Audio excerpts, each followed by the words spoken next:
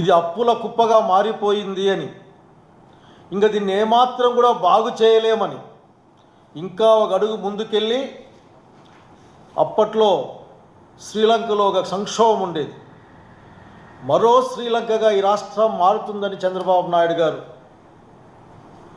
అంతేకాదు ఏపీ కూడా శ్రీలంకలాగా దివాలా తీసినట్లు ప్రకటిస్తారా అంటే ఆనాటి ముఖ్యమంత్రి జగన్మోహన్ రెడ్డి గారు ఇట్లా అనేకమైన మాటలతో, అంటే ఉన్నది లేనట్లుగాను లేనిది ఉన్నట్లుగాను ఒక భ్రమలోకాన్ని, ఒక మాయాలోకాన్ని ఆంధ్రప్రదేశ్ ప్రజానీకం ముందు చూపిస్తూ అప్పుల గురించి మాట్లాడారు. అనేక అంశాలు మాట్లాడారు. వాళ్ళు మాయమైపోయారు, వీళ్ళు మాయమైపోయారు, శాంతి భద్రతలు లేవు, ఇన్ని కష్టాలు ఉన్నాయి, అన్ని చాలా చాలా విన్నాం. ప్రత్యేకించి ఆంధ్రప్రదేశ్ ఆర్థిక పరిస్థితి వచ్చినప్పుడు ఎంత దుర్మార్గంగా మాట్లాడారు వీళ్ళు. చంద్రబాబు నాయుడు గారు అనేక సందర్భాల్లో మాట్లాడుతూ 12 లక్షల కోట్లు ఉన్నాయండి అప్పులు. ఈ జగన్మోహన్ రెడ్డి గారు 12 లక్షల కోట్ల పైన అప్పులు చేశాయని చెప్పాడు. ఒకసారి 12 లక్షలు అనే మాట బాగలేదు అనుకుని 12,8 అని చెప్పాడు. ఇంకొకసారి చిచి రౌండ్ ఫిగర్ ఉంటే బాగుంటుంది కదా అనుకొని 14 లక్షల కోట్ల అప్పు ఉందని చెప్పాడు. ఈ రాష్ట్రానికి అప్పే పుట్టదు. అన్ని నియమాల్ని ఉల్లంఘించి అప్పులు తెచ్చుకున్నారు. అట్లా ఒక ఆయన వచ్చాడు, బహుశా వీళ్ళే పిలిపించుంటారు పరోక్షంగానో ప్రత్యక్షంగానో. ఆనాడు ఒక ప్రముఖ పత్రిక, అది కూడా ఈనాడు అనుకుంటారు, దాంట్లో ఆయన మహేంద్ర దేవ్ అనే ఒక పెద్ద మనిషి వచ్చాడు. ఆయన పెద్ద ఆర్థిక నిపుణుడు, ఈ ప్రపంచాన్ని ఆర్థిక మాంద్యం నుంచి కాపాడినవాడు. ఆంధ్రప్రదేశ్ రాష్ట్రాన్ని అనాలిసిస్ చేసిన తర్వాత చెప్తానని ఆయనకు 14 లక్షల కోట్లు అని చెప్పారు. అసలు వినడానికి భయం వేసేది సామాన్య ప్రజానీకానికి. ఎన్నికల ప్రచారంలో ఈనాడు డిప్యూటీ సీఎం గారు ఎన్ని మాటలు మాట్లాడారంటే నిజంగానే ఆశ్చర్యం వేస్తుంది. ధైర్యంగా ఎట్లా మాట్లాడతారబ్బా, సమాచారం లేకుండా వీళ్ళని భయం వేస్తుంది. వారేం మాట్లాడతారంటే 17వ తారీఖు 5వ నెల 2022లో శ్రీలంక పరిస్థితికి, అంటే శ్రీలంక ఆర్థిక పరిస్థితికి ఆంధ్రప్రదేశ్ రాష్ట్రం జస్ట్ కూతవేడు దూరంలో మాత్రమే ఉంది. అరిస్తే వినిపిస్తుంది, అప్పు అంటే వినిపిస్తుంది. మనకి వినిపిస్తూ ఉంది ఈనాటి చంద్రబాబు నాయుడు ప్రభుత్వం చేస్తున్న అప్పుల కేకలు. అంతేకాదు ఆయన ఇంకా ముందుకెళ్ళి ఒక కార్టూన్ కూడా, బహుశా అతని ట్విట్టర్ హ్యాండిల్ అనుకుంటా, ఇది అప్పులతో ఆంధ్ర పేరును మారు మోగిస్తున్నందుకు ముఖ్యమంత్రికి నా ప్రత్యేక శుభాకాంక్షలు. ఈ విధంగా మాట్లాడుతూ ఉంటే నిజంగానేమో అని ఆంధ్ర ప్రజానీకం అంతా అనుకున్నారు. ఆఖరి నమ్మే ప్రయత్నం చేశారు, నమ్మారు కూడా. కానీ ఆ రోజున ఆనాటి గౌరవ ముఖ్యమంత్రి జగన్మోహన్ రెడ్డి గారు ఈనాటి ప్రతిపక్ష హోదాలో కూడా స్పష్టంగా మీరు అబద్ధాలు చెప్తా ఉన్నారు, ప్రజల్ని మోసం చేస్తూ ఉన్నారు, మీరు ఎన్నికల కోసం అన్ని నీతి నియమాల్ని కూడా పక్కకు పెట్టి తుంగలో దొక్కి మీరు మాట్లాడుతూ ఉన్నారు, ప్రజలారా గమనించమని చెప్పాడు. చివరికి గవర్నర్ స్పీచ్లో కూడా ఓట్ ఆన్ అకౌంట్ పెట్టిన రోజున కూడా ఈ చంద్రబాబు నాయుడు గారి ప్రభుత్వం అంటే ముఖ్యమంత్రి గారు, మంత్రివర్గం ముఖ్యమంత్రి గారి పేరు మీద ఉంటుంది. చంద్రబాబు నాయుడు గారి ప్రభుత్వం గవర్నర్ చేత ఆ రోజు చెప్పించిన మాట ఏందయ్యా అంటే 10 లక్షల కోట్ల పైగా అప్పుల్లో తడిసి ముద్దవుతూ ఉంది. దీన్ని లేపడం ఎట్లో చేత కావడంలే, అప్పులు డబుల్ అయిపోయినాయని చెప్పిన పరిస్థితి గుర్తు చేస్తూ ఉన్నాను. కానీ ఈ రోజున గౌరవ వైసీపీ శాసనసభ్యులు ఒక ప్రశ్న వేశారు అసెంబ్లీలో. ఆ ప్రశ్న ఏంటంటే, అయ్యా ఈ రాష్ట్రానికి ఉన్న అప్పులు ఎంత అని అడిగారు. శివప్రసాద్ రెడ్డి గారు, చంద్రశేఖర్ గారు, అమర్నాథ్ రెడ్డి గారు, విశ్వేశ్వరరాజు గారు ఒక ప్రశ్న, స్టార్డ్ క్వశ్చన్ ఇది. అయ్యా ఎన్ని అప్పులు ఉన్నాయో చెప్పండి ఒకసారి, ఎందుకంటే భయం వేస్తుంది మాకు, నిజం చెప్పండి అని. దాంట్లో అత్యంత స్పష్టంగా, ఎందుకంటే ఆ అబద్ధాలు చెప్పడం సాధ్యం కాదు, నోటి మాట చేత గవర్నర్ చేత అబద్ధాలు చెప్పించవచ్చు, కానీ సమాధానం వచ్చింది ఈ రోజున. చూస్తేనే ఈ యొక్క కూటమి ప్రభుత్వం యొక్క దుర్మార్గమైన పరిపాలన ఆలోచన నేను చూసి భయపడతా ఉన్నాను. ఈ రాష్ట్రంలో ఉన్న ప్రతి ఒక్కరు కూడా భయపడాల్సిన అవసరం ఉందన్న సంగతి గుర్తు చేస్తూ ఉన్నాను. 14 లక్షల కోట్ల రూపాయలు అప్పు ఉందని ఇదే చంద్రబాబు నాయుడు గారు ఒక లీక్ ఇస్తే, ఆ లీక్లో కూడా ఆఖరికి ఆయన అధికారంలోకి వచ్చిన తర్వాత 10/7/24 రాష్ట్రం మొత్తం అప్పులు 14 లక్షల కోట్ల ఉన్నట్లు ఆర్థిక శాఖ అంచనా అని బయటకు వచ్చారు ఆఖరి. అట్లాగే అంతకుముందు పిఏసిలో పబ్లిక్ అకౌంట్స్ కమిటీలో ఉన్న ఈనాటి ఫైనాన్స్ మినిస్టర్ ఆయన మాట్లాడిన మాట ఏంటంటే శ్రీలంక కంటే 4 రెట్ల అప్పుల ఏపీ అని. ఎందుకు వీళ్ళందరికీ పక్క రాష్ట్రాలపై పక్క దేశాలపైన ప్రేమ ఎక్కువైంది. ఈ ఒక ఆయన ఏమో శ్రీలంక అంటాడు చంద్రబాబు నాయుడు గారు, పవన్ కళ్యాణ్ గారు ఏమో జర్మనీ గురించి తలుచుకుంటూ ఉంటారు. అసలు తలుచుకోవాల్సింది ఈ రాష్ట్రం గురించి. మరి ఇన్ని అప్పులు చెప్తే మీరు చెప్పిన లెక్క ఏంటి ఈ రోజున మాకు? ఇవాళ ఆర్థిక శాఖ మంత్రి పయ్యావుల కేశవ్ గారు అసెంబ్లీలో సమాధానం ఇస్తూ మార్చి 24 వరకు ప్రభుత్వ అప్పులు 4,91,734 కోట్ల రూపాయలు, ప్రభుత్వ గ్యారెంటీ అప్పులు 1,54,797 లక్షల కోట్లు, అంటే 6,46,531 ఉన్నాయని అఫిషియల్గా చెప్పారు. అఫిషియల్గానే సమాధానం కూడా ఇచ్చారు. ఇందులో ఎక్కడేవో సంతకం, దీనిపైన డ్యూ సంతకాలు ఉన్నాయి. Finance deputy secretary to the government and principal secretary to the government ఆయన సంతకం పెట్టి ఇచ్చిన పేపర్లు ఇవి. అంటే ఈరోజు ఇంతవరకు చెప్పిన అబద్ధాలు కాదా? ఏ మొహం పెట్టుకొని రేపొద్దున ప్రజల దగ్గరికి వస్తారు మీరు? ఇంకా ఈ అప్పుల్ని కప్పుచ్చుకోవడానికి ఎన్ని దుర్మార్గమైన సత్యదూరమైన మాటలు మాట్లాడతారు, అబద్ధాలు చెప్తారు మీరు. ఎక్కడ 14 లక్షల కోట్లు, ఎక్కడ 12 లక్షల కోట్లు, ఎక్కడ చివరికి బీజేపీ యొక్క ప్రెసిడెంట్గానే పురంధేశ్వరి గారు 11 లక్షల కోట్ల రూపాయలు అప్పున్నారు మీరు అని చెప్పేసి మీరు మాట్లాడారే. ఆనాటి కేంద్ర మంత్రి ఒక సమాధానం ఇస్తే, అసలు వాస్తవాలు చెప్పే ప్రయత్నం చేస్తే, ఆనాటి president of BJP party Andhra Pradesh శాఖ పురంధేశ్వరి ఈనాడు కూడా ఆమె ఉంది.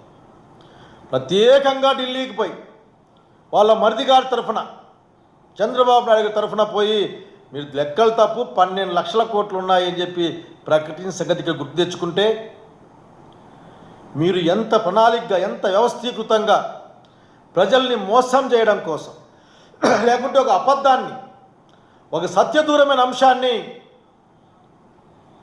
ఆనాటి ప్రభుత్వం పైన రుద్దేందుకోసం, అంటగట్టేందుకోసం మీరు ప్రయత్నం చేసిన అర్థమవుతుంది. ఇదొక ఆర్థిక అంశాలతో కూడిన ఒక చెడ్డ సాంప్రదాయాన్ని మీరు చెప్పినట్లు కాదా? దీన్ని ఎందుకు అనకూడదు మీ రోజున మేము? ఇదొక వ్యవస్థీకృత నేరమని. ఎందుకంటే మీరు ఒక విషయం గుర్తుపెట్టుకోవాలా, ఈ మాట ఊరికే మాట్లాడడం లేదు,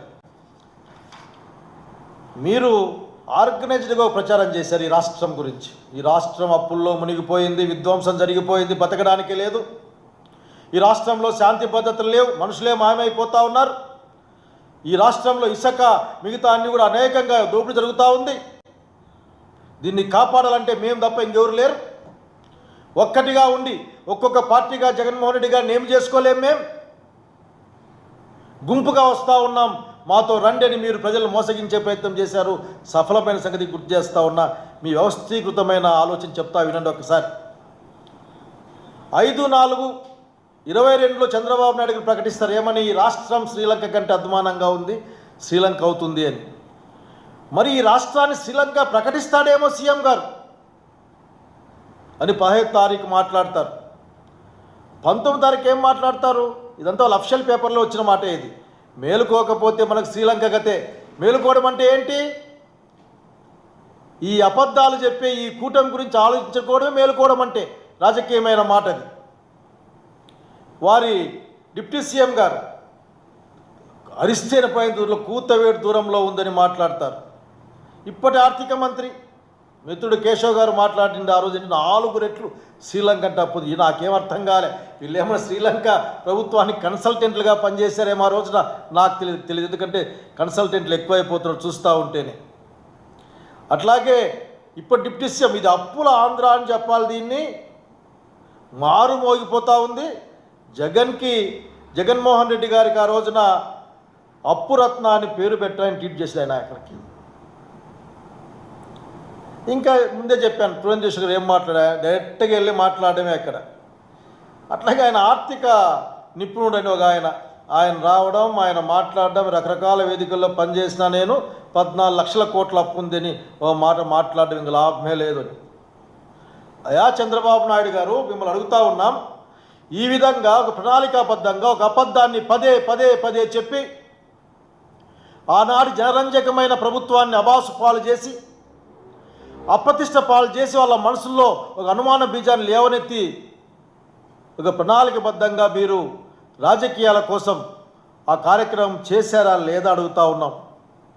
దీని వ్యవస్థీకృతమైన అంటే తప్పేమైనా ఉందా అని అడుగుతూ ఉన్నాం. అయ్యా మీరు ఒక మాట మాట్లాడుకుంటా ఉన్నాం మీతో.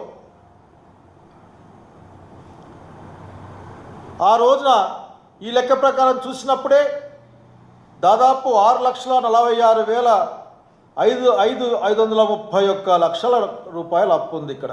1,000 రూపాయలు అప్పు ఉంది ఇక్కడ కోట్లల్లో.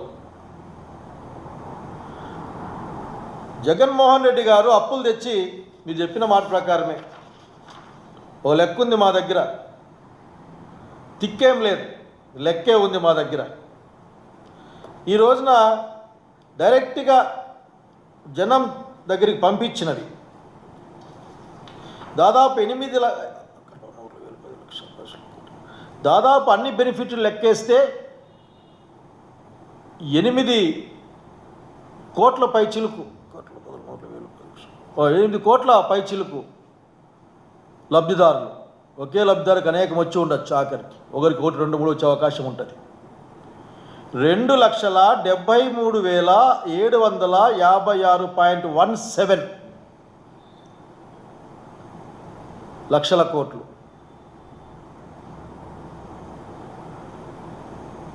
ఈ అంటే 2,73,756.17 లక్షల రూపాయలని చాలా కష్టంగా ఉంది. కోట్లు లక్షలు మాట్లాడుకోవాల్సి వస్తే ఆఖరి నిజంగా అప్పుడు ఎట్లా చేసి నాకు అర్థం కావడంలే. ఒక లెక్క ఉంది ఇక్కడ. మీరు 1,40,000 కోట్ల రూపాయలు అప్పు తెచ్చారు. అందులో ఈ 9 నెలల లోపలే 1,00,000 కోట్లు డైరెక్ట్గా తెచ్చేసారు అప్పులు.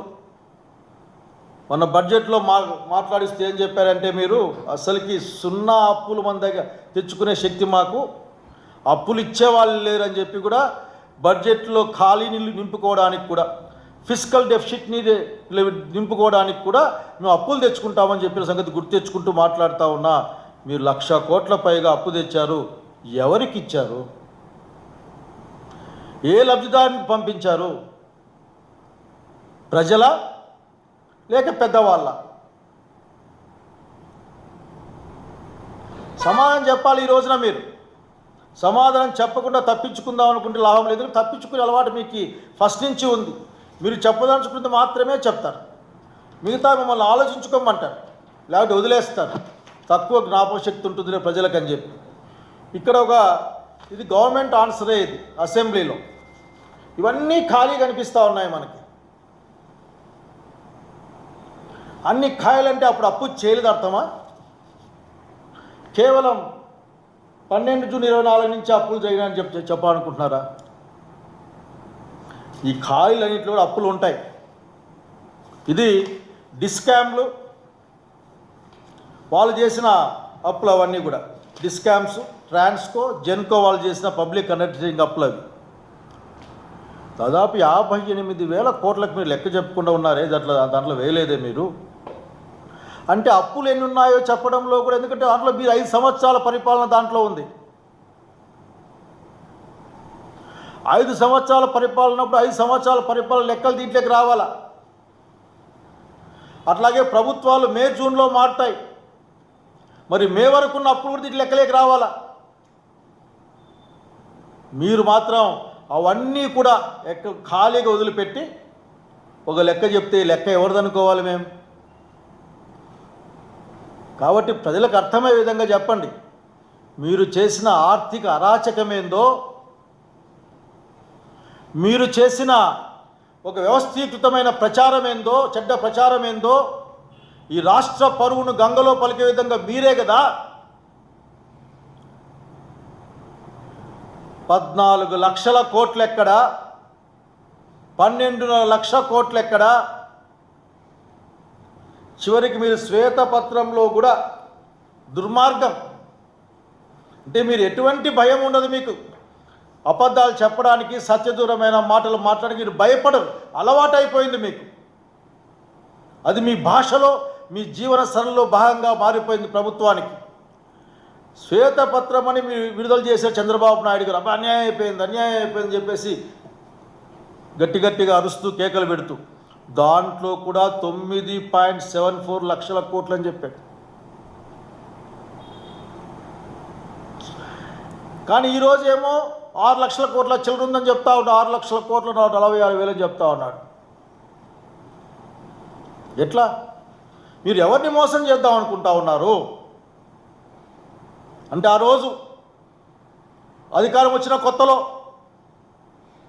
9.74 అని చెప్పేసి వదిలేద్దాం అనుకున్నారు మీరు. ఎందుకంటే 14, 12, 11 అని చెప్పిన రకరకాల క్లిప్పింగ్స్ ఉన్నాయి. ఈ దేశమంతా మాట్లాడారు, మీ రాష్ట్రం అంతా మాట్లాడారు మీరు. మరి ఇప్పుడేమో 6 లక్షల చిల్లర అంటా ఉన్నారు. ఆ 6 లక్షల్లో కూడా గవర్నమెంట్ రాకముందు, జగన్మోహన్ రెడ్డి గారి ప్రభుత్వం రాకముందు ఈ రాష్ట్ర ప్రభుత్వం అప్పులు, గ్యారెంటీలు అన్నీ కలిపితే 3,06,951 కోట్లు. లెక్కలు తీసేసుకోండి ఫైనాన్స్ మినిస్టర్ గారు, సీఎం గారు. 6,46,531లో 3,06,951 తీసేసుకోండి మీరు. తీసేస్తే మళ్ళొక 3 చిల్లర మిగులుతుంది. ఇది మీ లెక్కలే, మేమేసిని కావు. మీ ముద్రలతో, సంతకాలతో వచ్చిన పేపర్లో లెక్కలే మేము మాట్లాడుతూ ఉన్నాం. మరి ఏం చెప్పాలి మళ్ళీ మీరు? బయటకు వచ్చి ఏం మాట్లాడతారు మీరు? ఇప్పుడు కూడా మీకు ఆత్రం కూడా కనీసం మీకు మీ మనస్సాక్షి మిమ్మల్ని ఎట్లా ఒప్పుకుంటుంది? మీకు మీ అంతరాత్మ మిమ్మల్ని అడగదా? మిమ్మల్ని మీ అధికారం వచ్చిన తొలినాళ్ళ నుంచి కూడా మీ అంతరాత్మ అడిగి ఉండాలి మిమ్మల్ని. అది అడుగుతుందో లేదో, లేకపోతే అడగకుండా చేశారు నాకు తెలియదు. కానీ ఈ రోజున జగన్మోహన్ రెడ్డి గారు చేసిన అప్పు 3 లక్షలు 4 లక్షల మధ్యల కంటే ఎక్కువ లేదే. అందులో దాదాపు 2,73,000 డైరెక్ట్గా జనానికి ఇచ్చిన డబ్బులు. అవి వివిధ పథకాల రూపేణా డైరెక్ట్గా జనానికి ఇచ్చిన డబ్బులు. ఇంకెంత ఉంది దాంట్లో? ఏదో 1,90,000.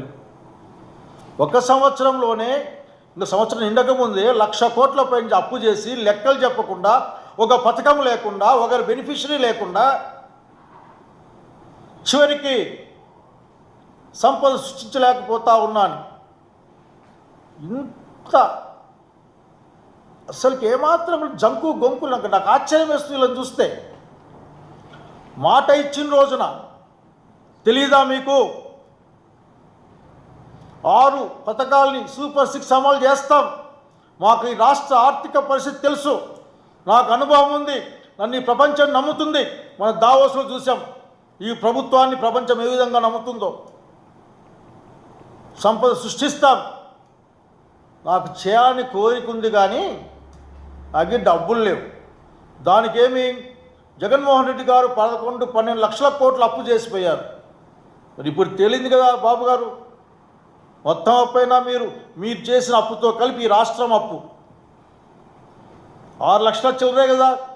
మీకు ఇంకా 6 లక్షల కోట్లు మిగిలిపోయినాయి. మీకు 6 లక్షల కోట్లు. రేపటి నుంచే అన్నిటిని అమలు చేయండి. నిరుద్యోగ వృత్తి ఇవ్వండి, 15,000 రూపాయలు ఇవ్వండి, 1,500 రూపాయలు మహిళలకు ఇవ్వండి. బస్సు కూడా రాష్ట్రంలో అన్ని చోట్ల పోయే విధంగా ఆ ప్రయత్నం చేయండి. మహిళలు ఇంత బాధ్యత రాహిత్యమైన పరిపాలన, బాధ్యత రాహిత్యమైన మాటల్ని మీరు ఇంకొక అప్పులు లెక్క చెప్తారు. ఎంత దుర్మార్గం ఉండదు వీళ్ళ దగ్గర. ఆఖరికి గవర్నమెంట్లో మారి ఒక 3 months ముందు ఉంటుంది, సంవత్సరం 3 నెలలు 4 నెలలు. అప్పులు మీరు తీసుకోరా? ఇదేమన్నా గవర్నమెంట్ ఏమైనా జనవరి 1 నుంచి డిసెంబర్ 1 క్లోజ్ అయిపోద్దా? జనవరి, ఫిబ్రవరి, మార్చి, ఏప్రిల్, మేలో ఎలక్షన్స్ బహుశా అంటే 5-6 నెలలు అంతా వీళ్ళ అకౌంట్లోకి వేసేస్తారా మీరు? జనానికి అర్థం కావని. కానీ ఒక మాట మాత్రం వాస్తవం అర్థమవుతోంది. జగన్మోహన్ రెడ్డి గారు తెచ్చిన డబ్బులు ప్రజలకు ఇచ్చారు, సంక్షేమానికి ఇచ్చారు, ధైర్యానికి ఇచ్చారు. అందరూ కూడా తలెత్తుకు నిలబడి సమాజంలో ఉండేందుకోసం ఇచ్చారు. పిల్లలు చదువుకోవడానికి ఇచ్చారు. అత్యున్నతమైన విద్య సాధించడం కోసం. చివరికి ప్రైవేటు మెడికల్ కాలేజ్ కాదు, మనకు కావాల్సిన ప్రభుత్వ మెడికల్ కాలేజీలు కావాలి. ప్రజలకు వైద్యం, అన్ని కులాల మతాల వారికి, పేదలకి, చదువున్న ప్రతి ఒక్కరికి కూడా డాక్టర్ సీట్లు రావాలని చెప్పేసి కష్టపడిన వైనాన్ని గుర్తు చేస్తూ ఉన్నా. ఇక్కడ మీరు అసలుకి దుర్మార్గం ఏంటంటే ఆఖరికి నా 7 సార్లు ఏంటండి జగన్ రెడ్డి గారు సీఎం గారు 7 సార్లు రేట్లు పెంచి 16,000 కోట్ల రూపాయలు లాక్కున్నాడని మాట్లాడాడు బాబు గారు అడుగుతున్నా మిమ్మల్ని. బహుశా మీరు మర్చిపోతుంటారేమో కావాలని కన్వీనియంట్గా, లేక ఆయన వెనక్కి తిరిగే వాళ్ళు కూడా మర్చిపోతుంటారేమో కావాలని కన్వీనియంట్గా. మీరు ట్రప్ ఛార్జీ పేరుతోనే 15,000 కోట్లు తీసుకెళ్లారు కదా. మళ్ళీ అదే స్మార్ట్ మీటర్లు పెట్టించబోతా ఉన్నారు మీరు. అవి కూడా మేమే కొనుక్కోమని చెప్తా ఉన్నాం. ప్రజలే కొనుక్కోండి, మీరు నెల కట్టించుకుంటామని చెప్తా ఉన్నారు. అంటే ఎంత దోపిడీకి సిద్ధమైంది ఇక్కడ. దాన్ని మేము దోపిడీ అనాలన్నా మీరు చెప్పిన మాట ప్రకారం? కాబట్టి మీరు ఇంకొకటి, నిజంగా మీరు ఎంత అన్యాయంగా మన అసెంబ్లీలో బాధేస్తుంది వింటే. అసెంబ్లీలో మీ మాటలు వింటే ఈ రాష్ట్రం ఆర్థిక విధ్వంసం జరిగిపోయింది, మర్యాద లేకుండా పోయింది. పదాలు మారిండొచ్చు. అప్పులే పుట్టావు, అప్పులు తెచ్చుకోవడానికి మనకున్న ఎలిజిబిలిటీ 0. ఇది ఏమన్నా మీరు సపరేట్ కంట్రీ అనుకుంటున్నారా బాబు గారు? భారత సమాఖ్యలో ఆంధ్రప్రదేశ్ రాష్ట్రం ఒక భాగం. దీనికి అప్పు తెచ్చుకోవాలంటే ఎఫ్ఆర్బిఎంకి ఒక పరిమితి ఉంటుంది. ఆ పరిమితుల్లోనే అప్పు తెచ్చుకుంటాం.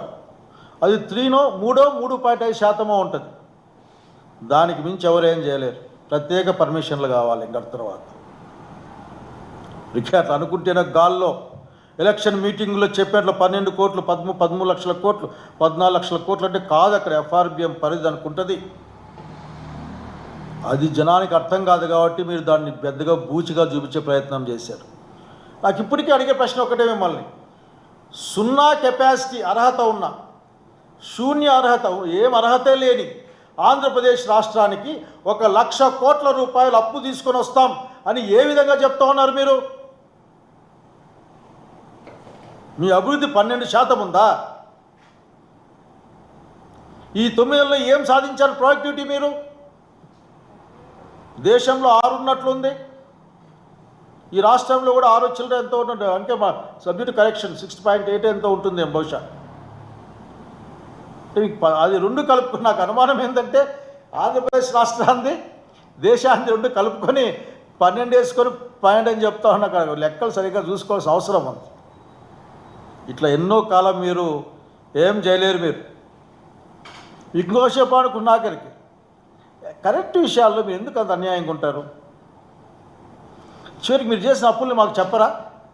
దాదాపు 60 కోట్ల రూపాయలు 60,000 కోట్ల రూపాయలని కరెంట్ సెక్టర్ అప్పులు తెచ్చిందే, అవి మాకు చెప్పరా?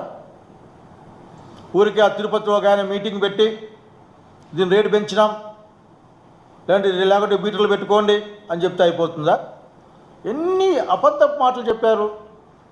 ఆ సెక్కి అగ్రిమెంట్ సాక్షాత్తు మీ ప్రభుత్వమే చెప్పింది. సెక్కి అగ్రిమెంట్ చేసిన జగన్మోహన్ రెడ్డి గారు విజనరీ జగన్మోహన్ రెడ్డి గారు అని చెప్పింది. వచ్చే ఒక 25 సంవత్సరాల కాలానికి కరెంటు బాధలు లేకుండా చేసేందుకోసం ఈ ప్రయత్నం అని మెచ్చుకుంది. దాన్ని కూడా మీరు కనుక మీతో మీకు చెప్పేమాటండి పెద్ద గొప్ప విషయం ఏం లేదు దీంట్లో. ఇంకా మీరు చేయాల్సి ఒక్కటే, మాకు రావాల్సిన సమాధానం చెప్పాలనుకుంటే వాస్తవాలు చెప్పే ప్రయత్నం చేయండి. మీకు ఆశ్చర్యంగా లేదా? బాబు గారు ఒకసారి చూడండి, మీరు అట్లాగే ఫైనాన్స్ మినిస్టర్ కూడా చూడండి, లేదంటే నేను పేపర్ కట్టిసి మీకు పంపిస్తా. అంటే ఇవన్నీ మీవే, దీంట్లో ఏమి అసలుకి వేరే పేపర్ సాక్షి ఈక్ష ఏం లేదు దీంట్లో. అన్నీ కూడా ఇవన్నీ కూడా పంపిస్తాం. లెక్కలు చూడండి.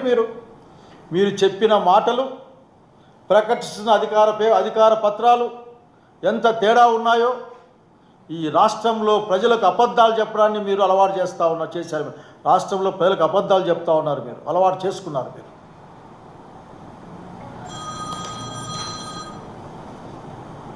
అబద్ధాలు నిజాలను నమ్మించే మీకు నమ్మకం ఉంది. ఏంటంటే ఒక మాటను పదే చెప్తా ఉంటే అదేదో, అందుకే జర్మనీకి బహుశా మీకు బాగా గుర్తుండి ఉంటుంది.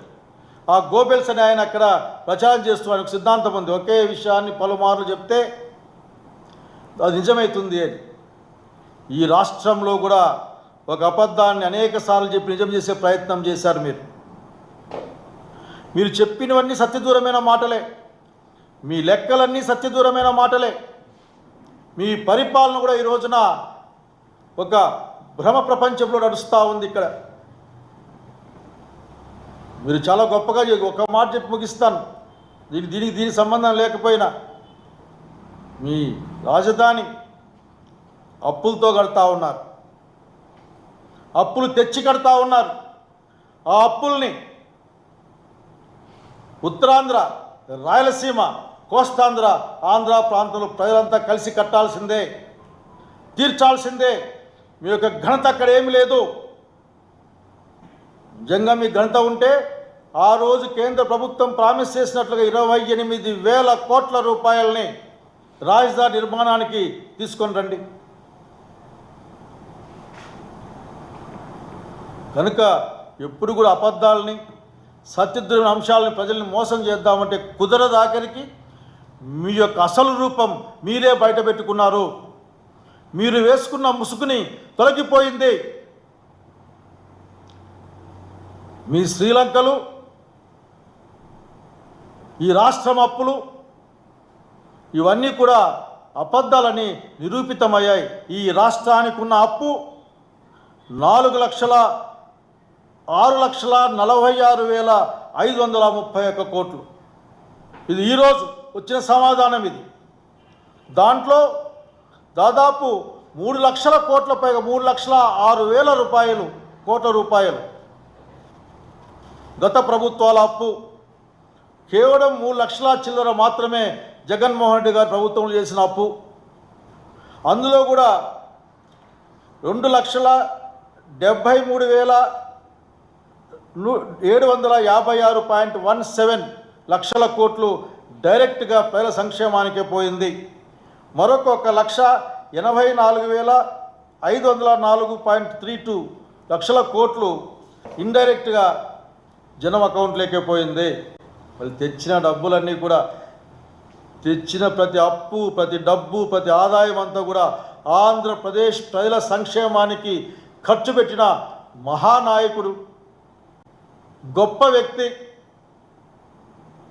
అసలు చేతికి ఎముక అనేది లేకుండా ఒక ఆయన అన్నారు, మన అదే ఆయన డబ్బులా అని ఒక ఆయన మాట్లాడుతుంది. అడుగుతా ఇవన్నీ మీ డబ్బులా అడుగుతావు నాకు. ఇది కస్టోడియన్. జగన్మోహన్ రెడ్డి గారు స్పష్టంగా చెప్పారు, the chief minister is the custodian of the state అని. కనుక కస్టోడియన్గా తన బాధ్యతని, సంక్షేమ రంగాన్ని, ప్రజల బాగోగుల్ని, వాళ్ళ అభివృద్ధిని, వాళ్ళకి ధైర్యాన్ని అన్నింటినీ కలిసి విలువైన జీవితాన్ని, మంచి జీవితానికి ఇచ్చేందుకోసం ప్రయత్నం చేసినాం. మా అప్పులకు లెక్కలు ఉన్నాయి. మీరు చేసిన అప్పులు ఏం చేశారో చెప్పమని డిమాండ్ చేస్తున్నా. ఇప్పటికైనా సరే మీరు అబద్ధాలు చెప్పడం మానేయండి. ప్రజల సంక్షేమాన్ని ఏ విధంగా చూసుకోవాలా, ప్రజల యొక్క కష్టసుఖాలను ఏ విధంగా అడ్రస్ చేయాలనే విషయాన్ని జగన్మోహన్ రెడ్డి గారి దగ్గర చూసి నేర్చుకోమని మిమ్మల్ని కోరుతా ఉన్నాను, విజ్ఞప్తి చేస్తూ ఉన్నాను. నమస్కారం. అభివృద్ధికి సంబంధించి ఇటీవల లోకేష్ గారు ఒక ట్వీట్ పెట్టారు. వచ్చిన 58 సంవత్సరాల్లో ఆంధ్రప్రదేశ్కి అయినటువంటి అభివృద్ధి 14,000 కోట్లు వడ్డీ పెడతా ఉంటే వైఎస్ జగన్ 5 ఏళ్ల హయానికి 24,000 కోట్లు అంటే ఇంకా 11,000 కోట్లు అదనంగా వడ్డీలే కట్టాల్సి వస్తుంది. ఇంత పెద్ద ఎత్తున అప్పులు చేశారు. అంటే నేను అంత లోతేం లేదు కానీ పైన చూసుకున్నాగా దాంట్లో చాలా ఏళ్ళు వాళ్ళ నాన్నగారు పరిపాలించారు, దాంట్లో తెలుగుదేశం పార్టీ పరిపాలించింది. మొన్న కూడా ఇది ఇంతకుముందు ఇప్పుడు చెప్పిన లెక్కే కదా, ఈ రోజు ఉన్న లెక్కలు చెప్పాం కదా. ఇక్కడ ఇది వాళ్ళు చెప్పిన లెక్కలే కదా, మనం రాసిన లెక్కలు కాదు ఇవేంటివి. మరి దాంట్లో మొత్తం 6,60,000 కోట్ల రూపాయలు అప్పు ఉంటే అందులో 3,07,000 కోట్ల వరకు ఆఖరి గత ప్రభుత్వాలు చేసినామని చెప్తున్నారు కదా. కనుక ఏదో అట్లా బాగుంటుందో లెక్క అని చెప్పింటారు అంతే. ఆఖరి 50 ఏళ్ళు బాగుంటుంది, లెక్క ఫిగర్ వేస్తే బాగుంటుంది. అసలు ఫిగర్ అంతా ఆ ఫిగర్ వాళ్ళదే కదా, అందులో ఆ ఫిగర్లో వాళ్ళు ఉన్నారు కదా, వాళ్ళు లేకుండా ఏం లేరు కదా. ఎందుకు బాగా చూసుకోం మనం. ఆ రోజున క్యాపిటల్ ఎక్స్పెండిచర్ ఎవరి హయాంలో ఎక్కువ ఉందో, ఎవరి హయాంలో అప్పులు ఎక్కువ ఉన్నాయో చూసుకోమని ఒకసారి. చరిత్ర అనేది మూసేసేదానికి కాదు, చదువుకోవడానికి. రైట్? ఎన్ని క్వశ్చన్ అన్న? No, thank you.